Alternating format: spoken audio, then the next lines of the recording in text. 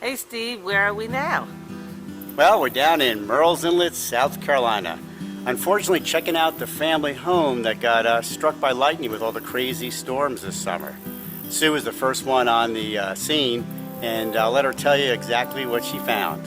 So Sue, what'd you find when you got here? I found that a tree next to the house was struck by lightning, and the lightning traveled into our house. As you can see right next to the garage, there's two tall pine trees. And the second one in line there was actually hit. The lightning traveled down the tree, into the ground, went along the ground, and into the house.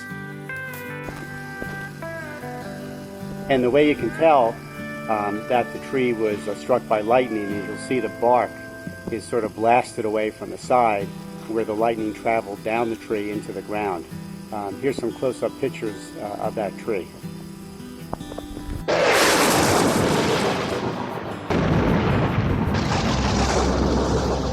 So the only positive of a lightning strike near your home is that if your chickens are out running wild during the lightning storm, you may come out to the tree that was hit by lightning, look around, and you may find something like this.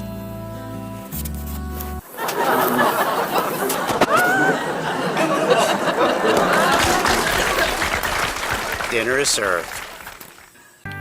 So Sue, tell us what you found when you came in the house.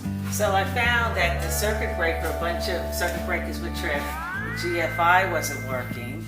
When I went into the house, it was really hot, and I found out that a bunch of appliances also were not working. So the lightning came out of the woods, down the tree, and first thing that it hit was the HVAC and sprinkler system on the outside of the house. Take a look. So the HVAC wasn't working because the circuit board was fried. Here's the circuit board, and if you look around the back, you can see the burn marks on the bottom half of the circuit board. So that had to be replaced. Right next to the HVAC condenser outside here is the GFI. And this is where the sprinkler system plugs into, and this GFI was completely fried and fused and had to be replaced also.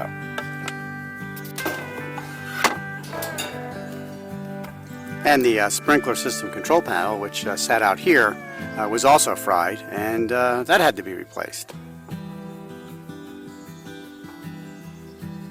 Now the lightning traveled inside the house. Let's see what it did. Every GFI was stripped. The circuit board and the stove was damaged and had to be replaced. Here's the old one, and this was completely non-functional when we got in.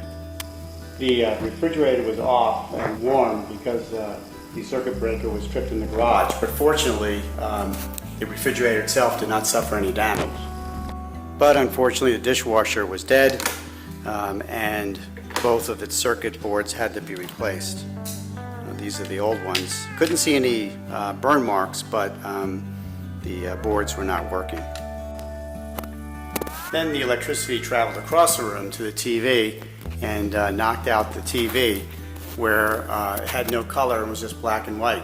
The interesting thing about the TV is that it was plugged into a surge protector, but the surge protector was off, so there was no power going to the TV, yet the electricity from the lightning bolt seemed to find its way to the TV and caused damage, and the TV had to be replaced. But that's not all. The power surge then traveled all the way to the attic. Let's go take a look.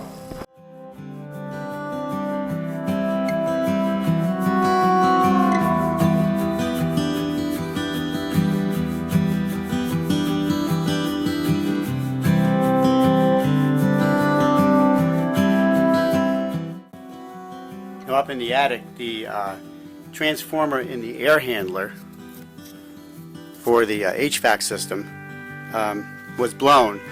This is the transformer that sends power down to the thermostat so you can control the temperature of the house. That had to be replaced. The thermostat was fine, but the transformer up here inside this box, that was completely shorted out. So that's the extent of the damage that we know of so far. What really surprised me was that the appliances could be repaired by replacing the circuit board. We didn't need to go out and buy all new appliances. The only thing that couldn't be repaired was the TV, and that was replaced. The total damage came to about $1,800, including the price of the new TV, which seemed reasonable considering how many different appliances were affected by the lightning strike.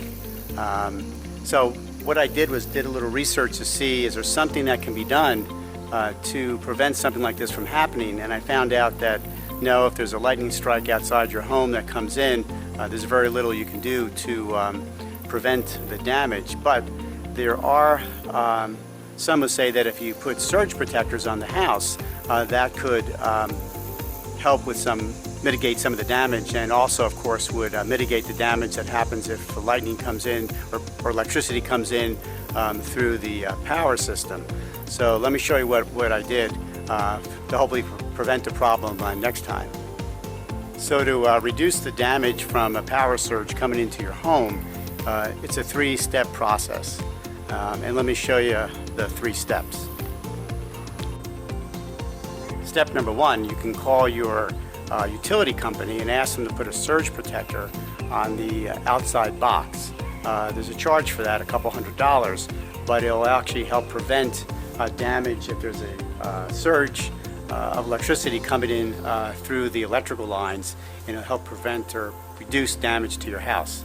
So we had that done, and you can see it over here. The one they put on goes right behind the meter, and I don't know if you can read the writing, but you can see that this is a surge protector for surges that might come in through the electrical system. Step number 2, you can call an electrician and have them put a surge protector on your electrical panel. And we had that done also, and you can see it right here. It wires in directly to the panel, and it's supposed to reduce power surges that come into the house and hopefully prevent damage to your appliances.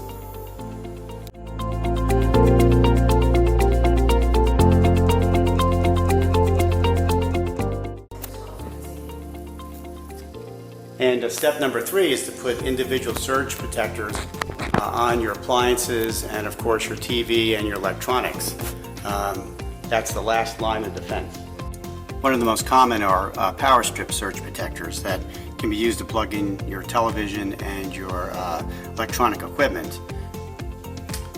But they also sell individual surge protectors. I found these online, and these plug into individual outlets.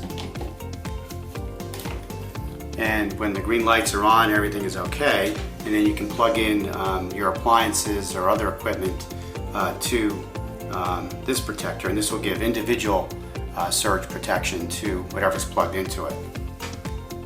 So that's the 3-step process of putting surge protectors on your home. Hopefully it's going to prevent a problem in the future, and it was definitely a learning experience since we had never been affected by lightning before.